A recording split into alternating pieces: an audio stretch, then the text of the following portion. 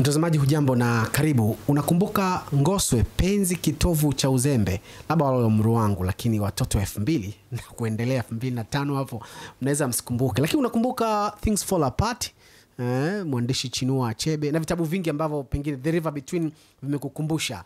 Na haya yote ninakukumbusha kwa sababu nimekutana na moja wa waandishi nguli wa vitabu ambavyo ni muhimu ukamsikia mtazamaji na ukafahamu mengi kutoka kwake, mwandishi wa riwaya Hamisi Kibari, ambaye pia kitabu chake cha Gereza la Kifo ambacho ninacho hapa mtazamaji kimeshinda tuzo. Hii ni tuzo ya Mwalimu Nyerere, tuzo ya huyu ni mshindi wa tuzo ya Mwalimu Nyerere ya waandishi wa habari bunifu, waandishi bunifu, ambayo inaratibiwa na Wizara ya Elimu ya hapa nchini. Na kitabu hiki sasa ni kitabu cha ziada.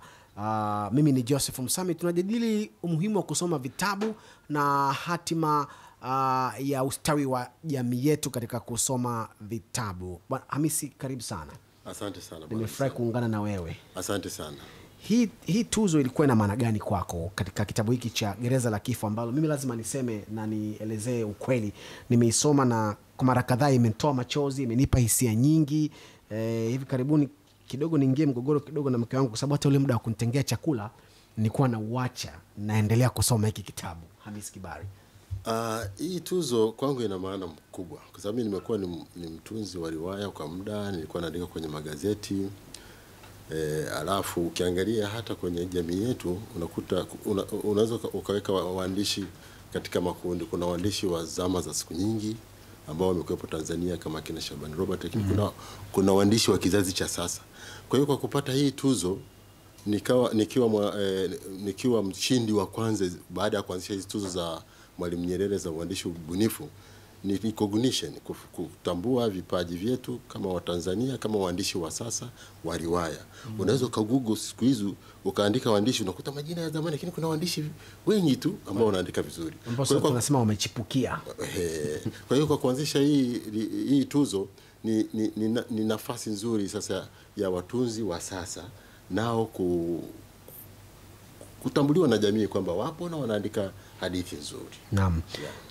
Huyu ni mwandishi ambaye pia mtazamaji ameandika riwaya kama vile Turufu ya Mwisho, Sihusiki na hii ya Gereza la Kifo. Mimi Hamis nimevisoma vyote Kibari, na kama kuna vitu ambavyo viliniteka ni ule mtiririko wa matukio kutoka mathalan Turufu ya Mwisho na Sihusiki, ambapo mhusika mkuu Jackson alikwenda gerezani. Hata hii ya Gereza la Kifo ni kuhusiana na gereza moja katika ule mji unaitwaje ule wa kufikirika ule, unaitwa kule gereza la gereza inaitwa Magamaga. Mji ule wa kufikirika unaitwa Bulibuli. Naam. Tuna mengi ya kujadili, lakini kwa ufupi umesema waandishi wa zamani na waandishi wa sasa. Hapo ukataja kina Shaban Robert, tunakumbuka vitabu kama vile Alfu Lela Olela. Tofauti ya waandishi hao wa enzi hizo na sasa ni nini? Waandishi kimsingi kuunda maudhui ni kule kule kama unaandika riwaya ya bunifu, lakini kuna utofauti wa mazingira ya zamani na mazingira ya sasa ni tofauti. Kwa mfano unaweza kusoma kitabu kinazungumzia simu za zamani, kulikuwa sisi tuliozaliwa zamani hizi mitandao kulikuwa hakuna. Kwa hiyo ni mazingira tu ambayo yanatofautisha waandishi wa zamani na waandishi wa sasa. Sasa hivi kuna usasa, kuna matumizi ya internet, kwa hiyo kuna utofauti ni huo tu, ni kwamba sasa ni sasa, kuna mambo yake ya sasa, na waandishi wa zamani walikuwa wakiandika kina Shaban Robert walikuwa ni katika zama hizo. Uandishi wa riwaya ambao wewe ndio umebobea, lakini pia unaandika hadithi na mashairi. Uandishi wa riwaya unazingatia vitu gani? Vitu gani muhimu ambavyo tunahitaji kujua tunaposoma riwaya, hasa kwa mwandishi ili uweze kukamata soko mathalan? Kwanza riwaya ziko za aina nyingi. Unaona? Kwa hiyo inategemea wewe unapenda kuandika riwaya namna gani. Unaweza kuweka riwaya katika mafungu mawili. Kuna riwaya zile wazungu wanaita shark bite, yani kwamba kwa kawaida pweza akimuuma ukisikia kaliwa na pweza, alafu baadaye ndio ili kuaje. Kwa hiyo mtu anaanza mwanzo kama mwisho. Mwisho kama mwanzo. Anaanza alafu ndipo anaanza kusimulia tukio la kusisimua linaanza. Ndio linaanza mpaka kumbe ndio ilikuwa hivi. Lakini kuna hadithi nyingi ambazo unaanza mwanzo unakwenda mpaka inafikia kilele au climax, alafu inashuka. Lakini hadithi zipo, za hadithi unaweza kuzigawa kwa hadithi za mapenzi, hadithi za upelelezi, hadithi za siasa, hadithi za vitu vya kutisha, hadithi za kufikirika. Kwa mfano mimi kwa hiyo mtunzi na mrengo anaokwenda nao inategemea anapenda hadithi za namna gani. Kwa mfano mimi napenda hadithi zinazofanana na mazingira halisi. Mimi ukinipa kitabu kwa mfano nisome cha hadithi ya vitu vya kufikirika, vya uchawi au yani kitu kikaruka, mimi hata kusoma inanishinda. Lakini ukinipa hadithi ambayo inafanana na mazingira ya sasa, mazingira ambayo tunayajua katika mitaa yetu, hiyo naipenda. Kwa hiyo kinachoanza ni kubuni tukio, kwa sababu hizi ni riwaya, ni vitu vya kubuni, lakini ambavyo viko katika jamii yetu, unaona. Kwa hiyo unabuni tukio, unakuwa na conflicts, migogoro na namna ya kuitatua, lakini lazima hiyo hadithi iwe inafundisha. Vile vile kuandika hadithi ya kuishi tu kutunga, lazima ufanye research. Unapoandika jambo fulani lazima ufanye utafiti wa hilo jambo. Na ndio maana tunasema kwamba mtu akisoma riwaya anakuwa anajifunza vitu vingi. Licha tu ile burudani, lakini mwandishi anatakiwa afanye. Kwa mfano unazungumzia kwamba amekunywa sumu, lazima ueleze hiyo sumu, utafute madaktari. Sasa hivi kuna mitandao, kuna akili unde, unaweza kauliza sumu gani ambayo inaua mtu kwa haraka. Kwa hiyo uweze kuandika tu kwamba akanywa sumu fulani au vidonge, lazima ujue vidonge vinauaje. Au kwa mfano kuna mtu alimpiga teke, lazima uelewe kwamba teke namna gani linaua au teke gani linajeruhi namna gani. Kwa hiyo mwandishi anafanya utafiti. Naam, tukizungumzia utafiti kwenye hii riwaya yako ya Gereza la Kifo ambayo imepata tuzo, nilikuwa nikisoma naona mazingira ya gereza ni miongoni mwa vitu ambavyo nilidhamiria kukuuliza nikikutana na wewe. Ilikuwa ulifika gerezani, ulitumia mbinu gani kufahamu? Kwa sababu mimi mpaka namaliza kitabu kichwani kwangu naliona gereza, ninaweza nikaelezea maisha ya wafungwa. Kwa hiyo ile sehemu ya utafiti wa gereza, mathalan ni kumwelimisha mtazamaji, ulifanya nini hapo kuhakikisha unatuletea picha halisi ya gereza?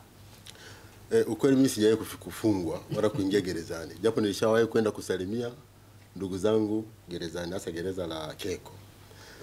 Nilichofanya, kulikuwa kuna mwandishi, mimi ni mwandishi wa habari. Kulikuwa kuna mwandishi mwenzangu wa habari ambaye aliwahi kufungwa, sio kufungwa, kuwa mahabusu. Kwa hiyo yeye alinisaidia sana kunipa habari za gerezani. Gereza liko hivi, kuna sehemu ambapo kama ukiona hicho kitabu, yule mhusika, kuna sehemu maalum ya wale wakorofi kuwekwa, wanaoteswa. Kwa hivyo vitu vyote hivyo alinisimulia yeye, kwa sababu alikuwa na experience ya kukaa gerezani. Lakini vile vile kuna bwana mmoja, yeye ni mwanasheria sasa hivi, lakini aliwahi kuwa polisi. Unaona, yeye nilikuwa nikimpigia simu ananisaidia sana kunielezea taratibu za mfungwa anapokamatwa na kuwa hivi. Unaona, hata mpaka mahakamani.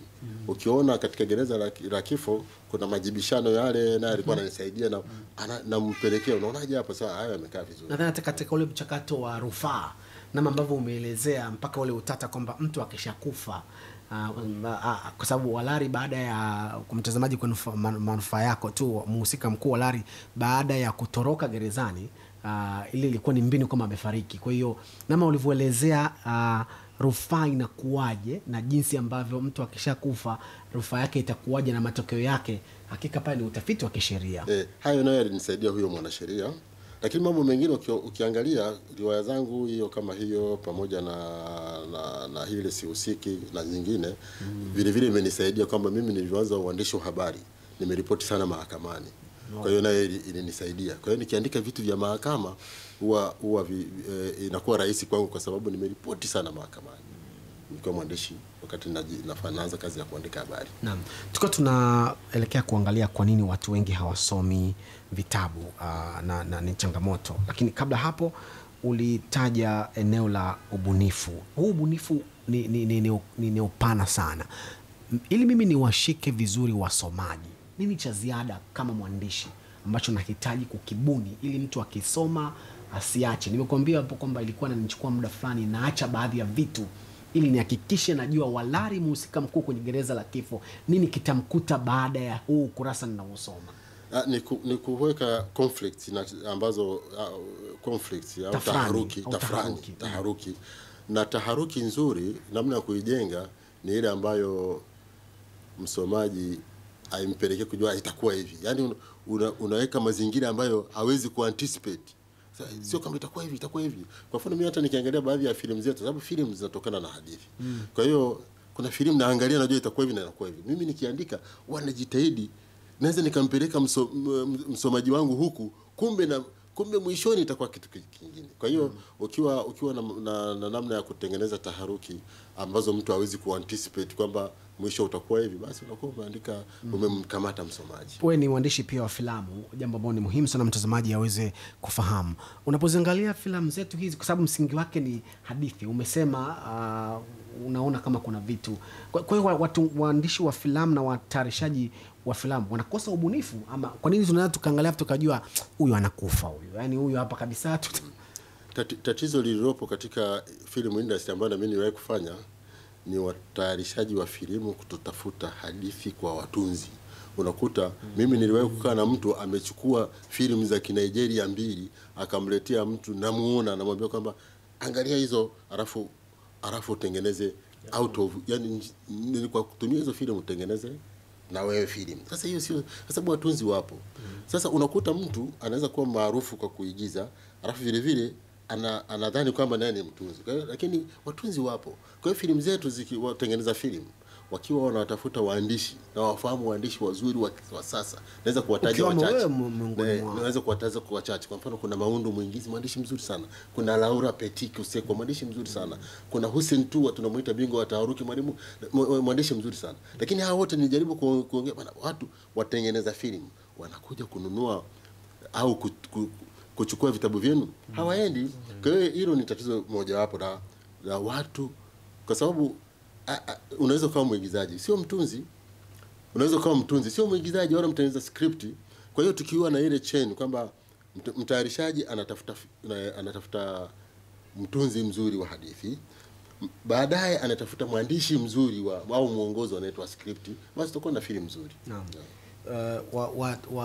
Watayarishaji wa filamu kuna vitabu vizuri sana kama Gereza la Kifo. Hiki hapa tukitengenezea filamu ni kitu ambacho na tukafanya vizuri kwa ubunifu unaosema, tutapata filamu ambayo inaweza ikatikisa Afrika Mashariki na pengine duniani. Na mimi mwenyewe ninaandika kitabu changu kama unavyofahamu. So kikitoka, kwa nini sio tutafute mkachukua vitu vya maana kama hivi kuliko kwenda kufanya ubabaishaji kama alivyokuwa anasema Hamis Kibari. Naam, tukisonga mbele na mtazamaji, tunazungumza na mwandishi, mimi namuita nguli, na nadhani niko sahihi kwa sababu huyu ni mshindi wa tuzo ya Mwalimu Nyerere. Kitabu ambacho kimeshinda kinaitwa Gereza la Kifo. Ni hiki hapa, ni kitabu ambacho kina pamoja na mambo mengine kinazungumza jinsi ambavyo Walari mhusika mkuu alikaa gerezani kwa makosa ambayo si yake, lakini ni kitabu ambacho hadithi zake zinagusa jamii na kufundisha masuala ya kukemea rushwa na mambo mengi ambayo ni muhimu sana. Huyu ni Hamisi Kibari na mimi ni Joseph Msami. Tunaangalia utunzi wa vitabu na maana yake katika jamii. Twende katika kiini cha mahojiano yetu. Tuna tatizo la watu kutokusoma vitabu. Mara nyingi katika mazungumzo yangu mimi na wewe, hata hapa umekuwa ukiniambia kwamba jamii haisomi. Tuna waandishi wanakosea katika vitabu vyao au tatizo ni nini?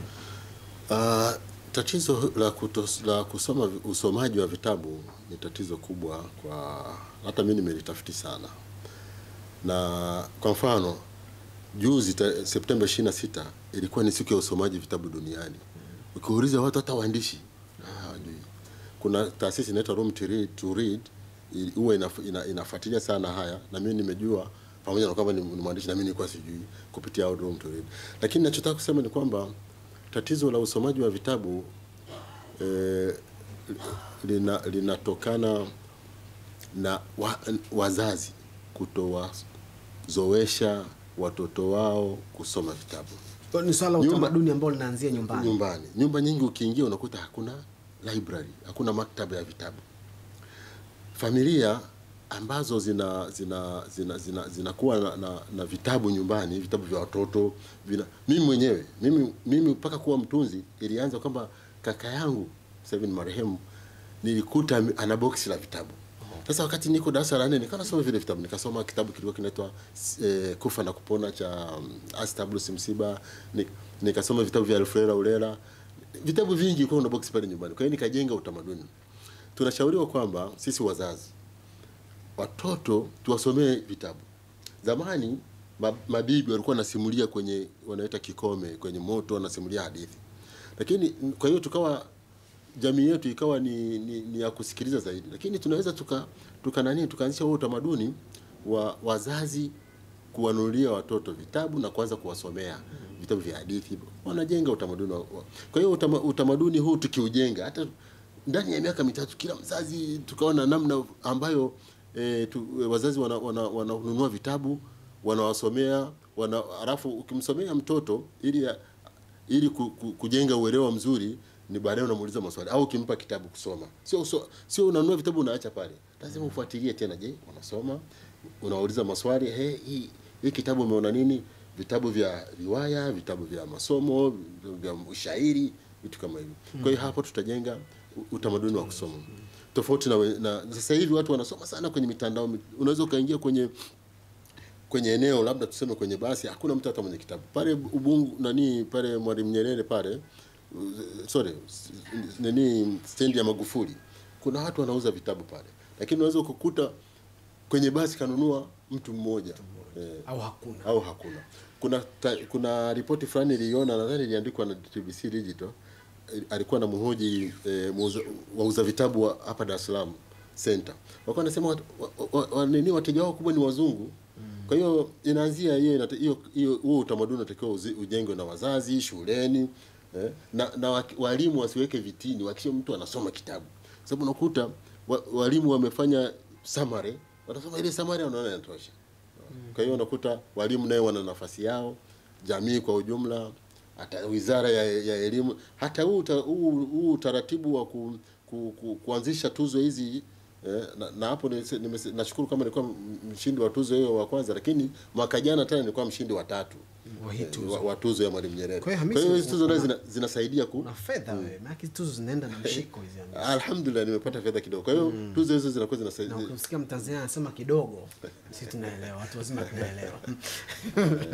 Sawa, na nafikiri umeshausikia usemi kwamba ukitaka kuficha kitu Afrika, weka kwenye kitabu. Mwandishi ukisikia hivi unajisikiaje, ambao unahangaika kuandika riwaya kama hizi? Umewahi kuficha vitu kwa watoto wako alafu kwenye kitabu wajikuta kule hawajakipata? Hiyo ni kweli. Tunarudi pale shida ya utamaduni wa kusoma, kwamba unaweza kuweka kitabu pale mtu afunui. Kwa hiyo unaweza kuweka pesa mle ukaikuta hata kesho yake. Unaona. Kwa hiyo tunarudi pale kwamba hata mimi nyumbani kwangu najitahidi watoto wangu wapende kusoma, na wapa hivi vitabu wanasoma, nimewanunulia vitabu 2-3, unaona. Kwa hiyo nazidi kujenga. Lakini hiyo ni kweli kwamba watu unaweza kuweka pale kitabu. Mimi ni newsroom, unaweza kuja na kitabu kuweka pale kikakaa muda mrefu sana mtu hajakigusa, lakini sahau pale pesa au kitu huwezi kukuta au simu mpya huwezi kukuta. Mimi nimewahi kuacha kitabu kwenye daladala ambayo ilikuwa inakwenda sehemu fulani. Kwa nilivyoshuka imeenda umbali mrefu nikagundua nimesahau kitabu changu.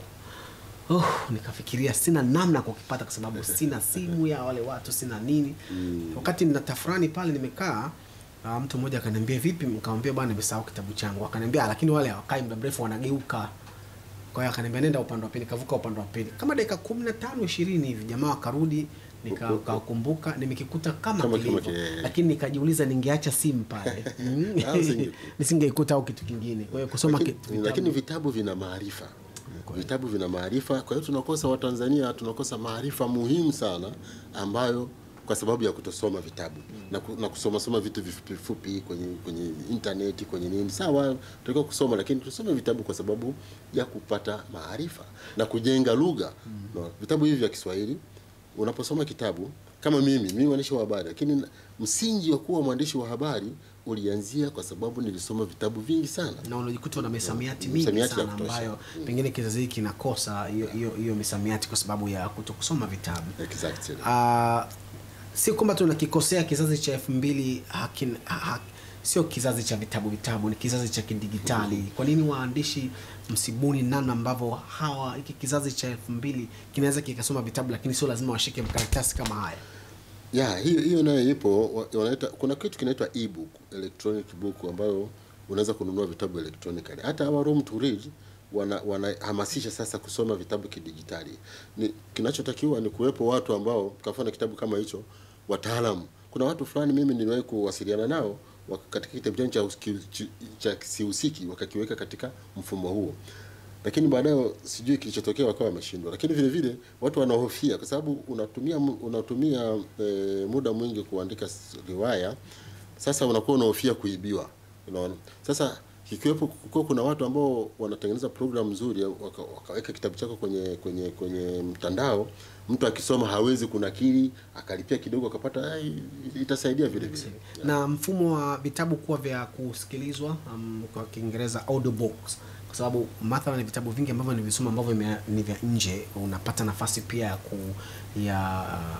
ya kuweza kukipakua ili uweze kukisikiliza. Kwa hiyo kwa mfano unaweza kuta asubuhi mtu anaendesha gari, lakini ameweka kile kitabu anasikiliza, na vinakwenda pamoja na picha halisia. Kwa mfano kikieleza alikuwa katika dimbwi la maji, unasikia maji, anaogelea kadhalika. Pengine kuna haja ya kufikiria kuweka vitabu, kwa sababu umesema mwanzoni kwamba sisi tumezoea masimulizi, ndio msingi wetu. Masimulizi labda ndio yanaweza kawafanya kizazi hiki kabadilika tabia. Hiyo nayo ipo na watu wanafanya. Niliwahi kwenda kwenye seminar moja ilitayarishwa na watu wanaitwa Rifali. Wana hizo podcast ambazo walikuwa wanahamasisha. Mimi niongea na mmoja kwamba tutafanya hiyo, kwamba tutarekodi moja ya hadithi. Mimi na hadithi nyingi hapa mtaja 3, nazo nyingine ambazo nilikuwa natoka kwenye magazeti, zingine nitaanza film, kwamba tutazirekodi kwa sauti, alafu tutumie. Kwa hiyo hatujakamilisha, lakini kuna watu wanafanya. Hata Shigongo, kuna mbunge wa Shigongo, Eric Shigongo. Nafahamu kitabu chake kimoja alikiweka katika sauti. Mimi sikubahatika kukisikia, kufuatilia na kusikia, lakini ni mtu ambaye tunafahamiana, kwa huwa natamani nimtafute siku moja nimuulize alifikia wapi katika hiyo project. Lakini namna nyingine ambayo ya kuwawezesha watu wetu kupata kilichoko katika riwaya zetu. Umenufaika vipi kwa kuwa mwandishi wa vitabu? Ukiacha fedha ambazo najua ulizivuna sana hizi tuzo mbili, lakini kuna manufaa gani mengine? Manufaa ambayo nimewahi kupata ni baadhi ya vitabu vyangu huko nyuma tuliweko kutengeneza filamu. Mimi huko nyuma niliwahi kununua gari yangu ya kwanza ilitokana na filamu, mauzo ya filamu ambayo ilitokana na hadithi yangu. Ulichukua kitabu kikatengenezwa kikawa katika filamu. Ndio ndinga iko wapi sasa hivi? Ni siku nyingi. Namba A Ilikuwa namba A. Kwa hiyo niliwahi kununua gari kutokana na gari yangu ya kwanza ilitokana na kitabu ambacho baadaye tutengeneza filamu, na filamu ile tukauza, ilikuwa inaitwa Mtoto wa RPC.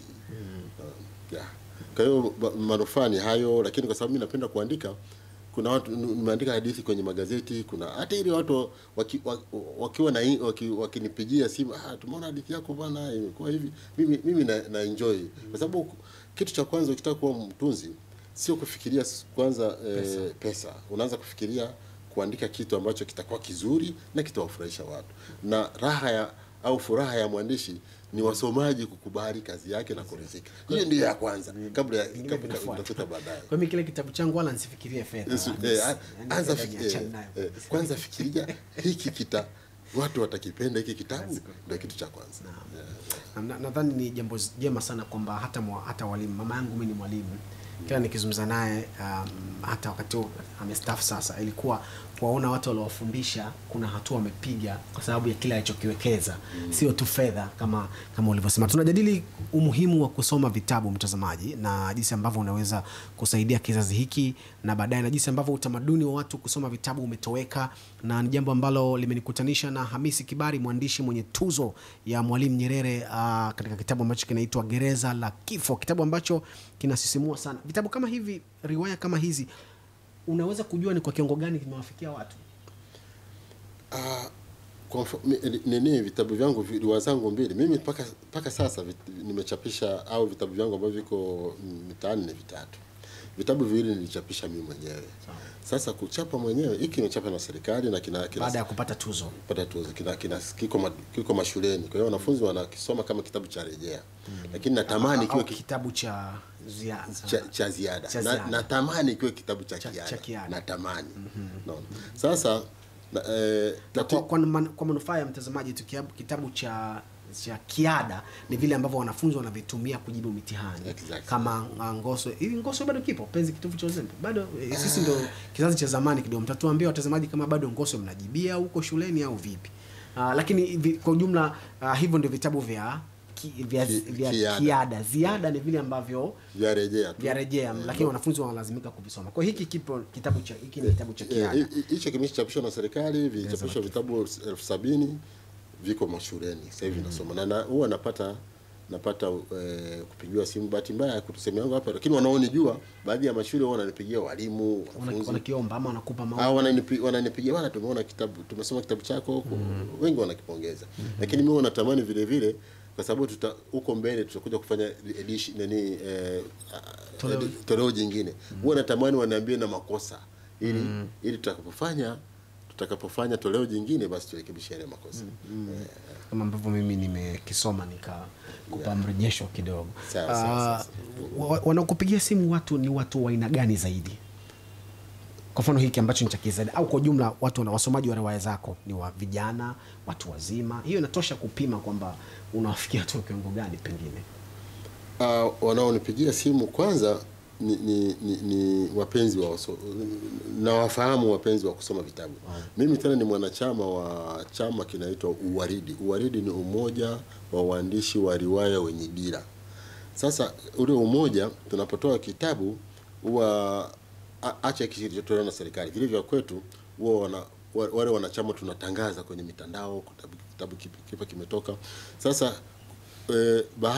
baadhi ya wasomaji wananipigia, tumesoma kitabu chako. Ni makundi ni watu wa aina zote, wazee, vijana, wanawake, wanaume. Kwa hiyo ni watu wote wa aina mbalimbali, makundi mbalimbali kwenye jamii. Septemba 26 ni siku ya kusoma vitabu, lakini imepita kama upepo. Na mwandishi nguli wa vitabu mwenyewe anakiri kwamba hata yeye dakika za jioni ndio alijua kwamba kumbe leo ndio siku yetu. Na hii yenyewe inatosha kupima kwamba utamaduni wa kusoma vitabu bado ni changamoto kubwa sana kwenye jamii. Pengine mimi ni kitabu changu kikamilika, mimi na yote tutashirikiana sana kuhamasisha jamii kwamba sasa tusome vitabu. Na tutaanza nao ambao wako nyuma ya kamera. Kila mmoja nitakisha napata kitabu na nitakuwa kila wiki nauliza maswali na nitatoa zawadi kwa wale ambao watasoma vitabu. Nyie mnasikia ili kuhakikisha wanasoma vitabu vizuri. Mimi nikushukuru kwa muda ambao tumekuwa nao. Labda pengine jambo gani ambalo linahusu usomaji wa vitabu ambalo nataka mtazamaji afahamu ambalo sijagusia? Nadhani karibia mambo yote tumeyagusia. Labda ni ombi langu labda ni kwa wazazi tena, kwamba wazazi wazidishe waone swala la usomaji wa vitabu ni dhima ambayo ukizaa mtoto una dhima ya kuhakikisha kwamba unamjengea utamaduni wa kusoma vitabu, lakini vile vile na wao wajenge utamaduni wa kusoma vitabu. Kwa sababu kama mtoto hajawahi kuona unasoma kitabu hata siku moja, kwa hiyo na watu wasome vitabu. Sababu vitabu vina maarifa. Soma vitabu, sawa. Kuna mitandao kusoma vile vitabu vya kama hivi hard copy wanaita nakala ngumu, iwe nakala tepe. Ile nyingine ndo tepe, sio laini. Ndo laini, nakala tepe. Vile vile labda na ombi langu kwa serikali ambao wameanzisha hii tuzo, na wapongeza kwanza. Napongeza sana serikali kwa kuanzisha hii tuzo, na hasa waziri wa elimu Profesa Mkenda. Na wapongeza sana. Kwa kweli wametunyanyua waandishi wa vitabu, na waombea waendelee na huu utaratibu wa kutoa tuzo kwa waandishi bunifu. Si vizuri kuliacha ile swali. Gharama za uchapishaji vitabu na mchakato mzima mpaka kitabu kinatoka, haviwakwazi ninyi kuendelea na hizo jitihada? Zinatukwaza. Ndio maana vitabu vyangu ambavyo nilichapa mwenyewe nimeshindwa kuvichapa tena. Kwa mfano Sihusiki, alhamdulillah nashukuru kilinunuliwa sana. Lakini kikaisha, kinahitajika bado. Kinahitajika. Sasa tatizo ukichapisha vitabu unasambaza kwa wauzaji, hakuletei pesa kwa wakati mmoja. Kwa hiyo pesa inakuja kidogo na wewe unaweza ukatumia. Sasa vinapokwisha unakuwa huna tena, inabidi ujiandae utafute tena pesa. Kwa hiyo kuna shida kidogo kwa sababu gharama ni kubwa za kuchapisha vitabu.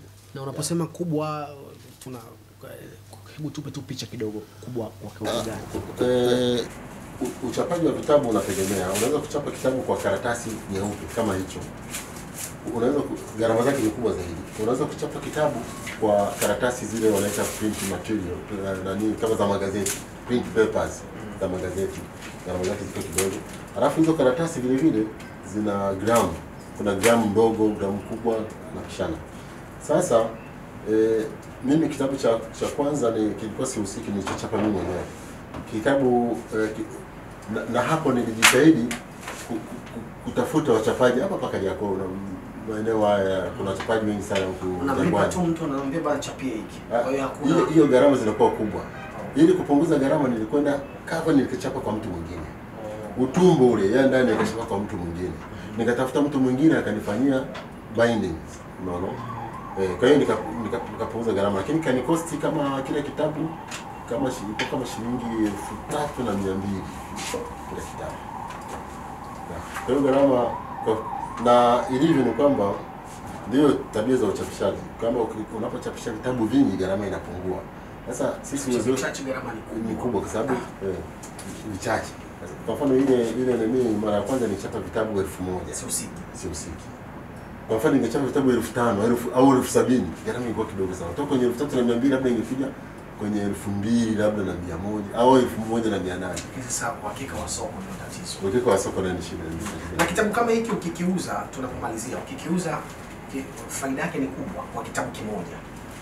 Inategemea unauza soko linakubali bei gani. Vitabu vingi kama hicho hapo kinauza 12,000 kwa hiki kimechapisha na mkuu kina nyota, kinauza 12,000. Kinauza 12,000.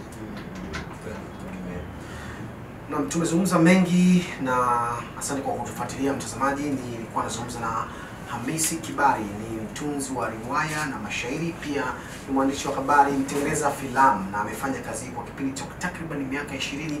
Ndiye mtunzi wa kitabu ambacho kimepata tuzo ya Mwalimu Nyerere, tuzo ambayo inatolewa na Wizara ya Elimu, na kitabu ambacho kimeshinda hiyo tuzo ambacho amekiri kwamba mshiko ni mrefu japo hajataja kiwango. Ni kitabu kinaitwa Gereza la Kifo. Lakini baada ya mahojiano haya mimi nitakaa naye pembeni, lazima nipate mshiko kidogo hicho kitabu ambacho kilipata tuzo, na kuna kitabu kingine pia ambacho amepata tuzo. Lakini nikimaliza tu ni kusihi usome vitabu na ninukuu maneno yake kwamba vitabu vina maarifa. Mimi ni Joseph Msami, salia na maarifa ya vitabu.